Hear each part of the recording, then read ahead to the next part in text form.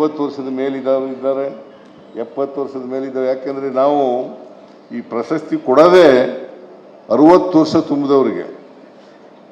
ಯಾರಿಗೆ 60 ವರ್ಷ ತುಂಬಿರ್ತದೆ ಅವರಿಗೆ ಈಗ ಈರಮ್ಮ ಅಂತೇಳಿ ಇಲ್ಲಿ 104 ವರ್ಷ ಪಾಪ ಇದರ ನೋಡಿ, ಅವರು 104 ವರ್ಷ,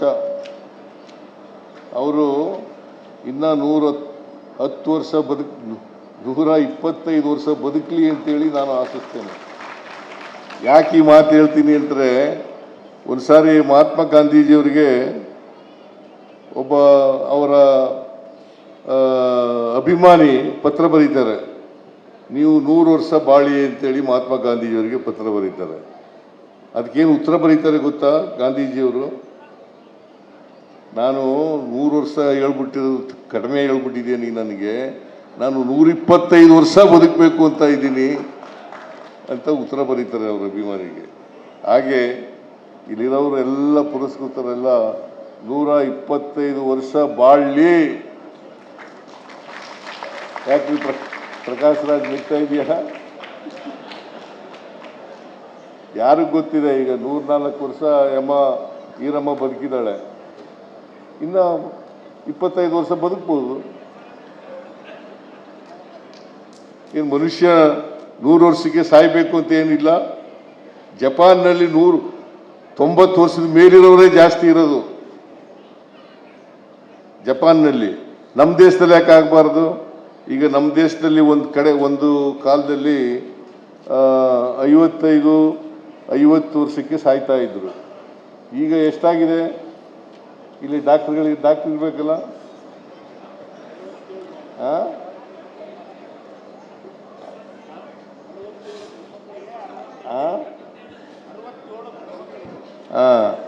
ಈಗ ಅವರೇಜ್ ವಯಸ್ಸು ಭಾರತ ದೇಶದಲ್ಲಿ ಅವರೇಜ್ ವಯಸ್ಸಿರೋದು 67ಕ್ಕಿಂತ ಜಾಸ್ತಿ, 70 ವರ್ಷ ಆಗಿದೆ.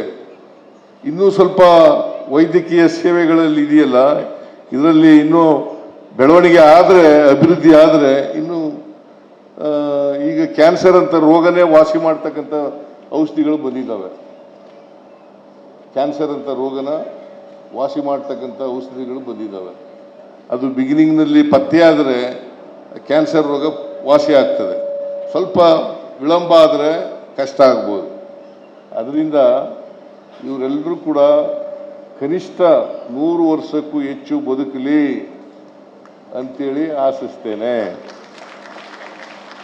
ಇವರ ಕ್ಷೇತ್ರಗಳಲ್ಲಿ ಇನ್ನಷ್ಟು ಸಾಧನೆಗಳನ್ನು ಮಾಡಲಿ ಅಂತಕ್ಕಂಥ ಮಾತುಗಳನ್ನು ಹೇಳ್ತೀನಿ. ಈ ಹುಟ್ಟು ಸಾವು ಇದೆಯಲ್ಲ, ಈ ನಡುವೆ ನಾವು ಹುಟ್ಟೋದು ಆಕಸ್ಮಿಕ ಅಲ್ವಾ, ಸಾಯೋದಂತೂ ಗ್ಯಾರಂಟಿ.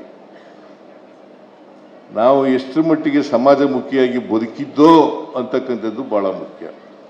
ನಮ್ಮ ಜೀವನದಲ್ಲಿ ಏನು ಸಾಧನೆ ಮಾಡೋದೋ ಅಂತಕ್ಕಂಥದ್ದು ಬಹಳ ಮುಖ್ಯ. ಅದರಿಂದ ಆಗ ತಮ್ಮ ಬದುಕನ್ನು ಸಾರ್ಥಕ ಮಾಡ್ಕೊಳ್ಳಲಿಕ್ಕೆ ಸಾಧ್ಯ ಆಗ್ತದೆ. ಇವರೆಲ್ಲರೂ ಕೂಡ ಅವರ ಬದುಕನ್ನು ಸಾರ್ಥಕ ಮಾಡ್ಕೊಂಡಿದ್ದಾರೆ ಅಂತಕ್ಕಂಥ ಮಾತುಗಳನ್ನು ಹೇಳಲಿಕ್ಕೆ ಬಯಸ್ತೇನೆ.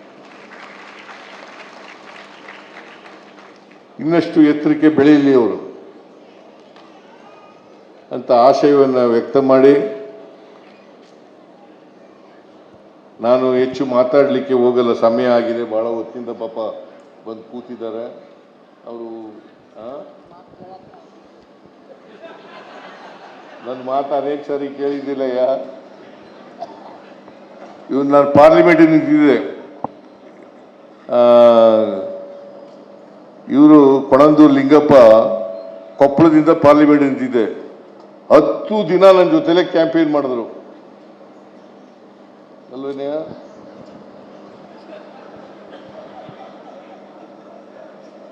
10 ದಿನ ನನ್ನ ಜೊತೆನಲ್ಲೇ ಇದ್ಕೊಂಡು ಕ್ಯಾಂಪೇನ್ ಮಾಡಿದ್ರು. ನಾ ಗೆಲ್ಲಬೇಕು ಅನ್ನೋದು ಭಾಳ ಆಸೆ ಇತ್ತು, ಆದರೆ ಏನು ಮಾಡೋದು, ನಾನು ಸೋಲ್ಬೇಕಾದಂಥ ಪರಿಸ್ಥಿತಿ ನಿರ್ಮಾಣ ಆಯಿತು, ಸೋತಿದ್ದೆ. ಅದೇನೇ ಇರಲಿ, ಸೋಲು ಗೆಲುವು ರಾಜಕೀಯದಲ್ಲಿ ಸಹಜ. ಅದ್ರ ಬಗ್ಗೆ ತಲೆ ಕೆಡಿಸ್ಕೊಳ್ಳೋಕೆ ಹೋಗಲ್ಲ ನಾನು. ಸೊ ಇವರೆಲ್ರಿಗೂ ಮತ್ತೊಮ್ಮೆ ಆಯುಷು, ಆರೋಗ್ಯ ಮತ್ತು ಆರ್ಥಿಕವಾಗಿ ಸಬಲರಾಗಲಿ ಅಂತೇಳಿ ಆಶಿಸಿ ಮತ್ತೊಮ್ಮೆ ಕರ್ನಾಟಕ ರಾಜ್ಯದ ಎಲ್ಲ ಜನರಿಗೆ ಕನ್ನಡ ರಾಜ್ಯೋತ್ಸವದ ಶುಭಾಶಯಗಳನ್ನು ಕೋರಿ, ಯಾರ್ಯಾರಿಗೆ ಸಿಕ್ಕಿಲ್ಲ ಅವ್ರು ಯಾರು ಕೂಡ ನಿರಾಶರಾಗಬೇಕಾದಂಥ ಅಗತ್ಯ ಇಲ್ಲ. ಇವರಿಷ್ಟೇ ಜನ ಅರ್ಹರಲ್ಲ, ಇನ್ನೂ ಅರ್ಹರಿದ್ದಾರೆ. ಅಥವಾ ಇವ್ರಿಗಿಂತ ಚಿಕ್ಕ ವಯಸ್ಸಿನವರು ಇರ್ಬೋದು, ಇವ್ರಿಗಿಂತ ದೊಡ್ಡ ವಯಸ್ಸಿನವರು ಇರ್ಬೋದು. ಮುಂದಿನ ವರ್ಷಕ್ಕೆ ಅಂಥವ್ರಿಗೆಲ್ಲ ನಾವು ಸರ್ಕಾರ ಕನ್ಸಿಡರ್ ಮಾಡ್ತದೆ ಅಂತಕ್ಕಂಥ ಮಾತುಗಳನ್ನು ಹೇಳಿ, ಅವ್ರು ಯಾರು ಕೂಡ ನಿರಾಶರಾಗೋದು ಬೇಡ ಅಂತಕ್ಕಂಥ ಮಾತುಗಳನ್ನು ಹೇಳಿ ನನ್ನ ಮಾತುಗಳನ್ನು ಮುಗಿಸ್ತೇನೆ. ಜೈ ಹಿಂದ್, ಜೈ ಕರ್ನಾಟಕ, ಜೈ ಸಂವಿಧಾನ.